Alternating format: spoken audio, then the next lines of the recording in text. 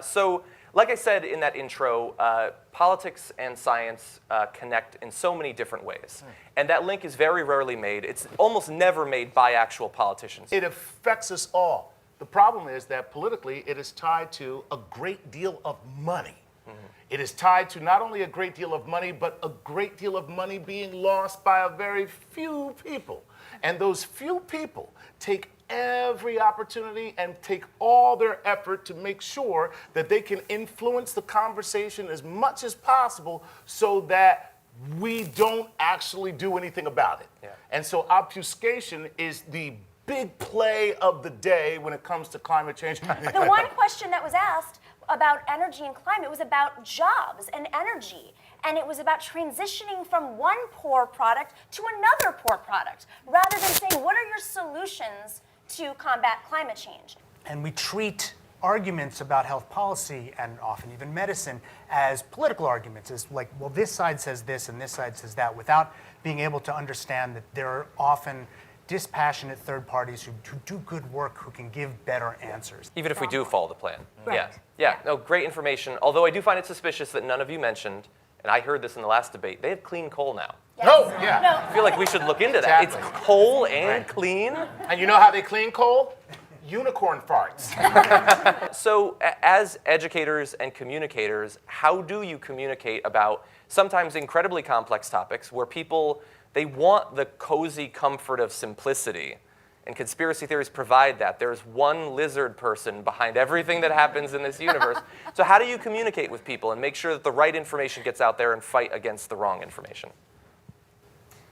Well, so if it's on something that's politicized, I think that's a really good question, and I'm not sure that at Minute Earth we've solved it when we've tried to talk about scientific issues like vaccines that are going to be political for people. Our approach is generally that I think that scientists, are smug when they talk about these things. There's a lot of like, and people still believe vaccines, and it's like, yeah, but people are, scared, and their moms and their dads, and they, and so I think that has been what we've attempted to do, is sort of reach out and be like, you're not crazy if you're scared, but fear is a weird thing, and so I think that's how we've dealt with politicized things. I'm not sure how much success we've had. I'm sure that people who are already on our side were happy to see the video, but it's hard to know, really hard to measure the impact. Yeah. I think it's very important to keep trying to explain to people why science says something is so, as opposed to try to just give them an answer. When you defund science, and when you defund science education, what you're really defunding is critical thinking. Because you cannot study science without learning how to think critically. And as a result, when an argument is made, you say, well, I don't feel that way. Yeah. And I don't like the way what you said makes me feel, so I don't agree with you. And that's all there is to it, because Zika is a government plot. And I think there's a huge void.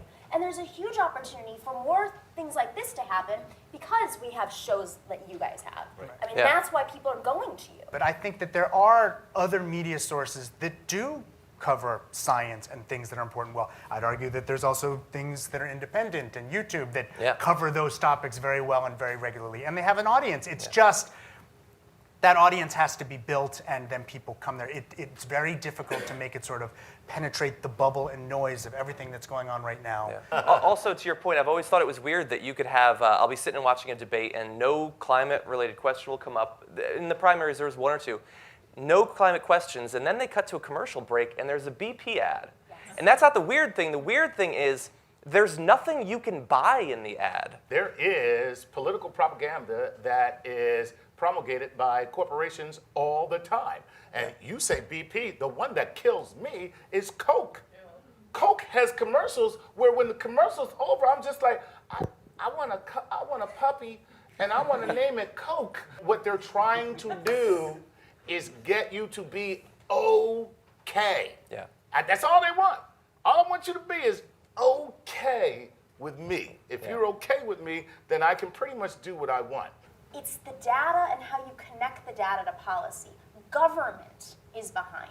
And the reason why government is behind is because politicians refuse to act because they're too busy fundraising and answering to their bases and their donors. And that's what I think the divide is. I think there's going to be a lot that they're going to be talking about with Trump that doesn't have to do with science, but hopefully they'll squeak in a couple more science questions. So thank you guys. Don't go anywhere. Another great panel coming up after just a short break. Yes.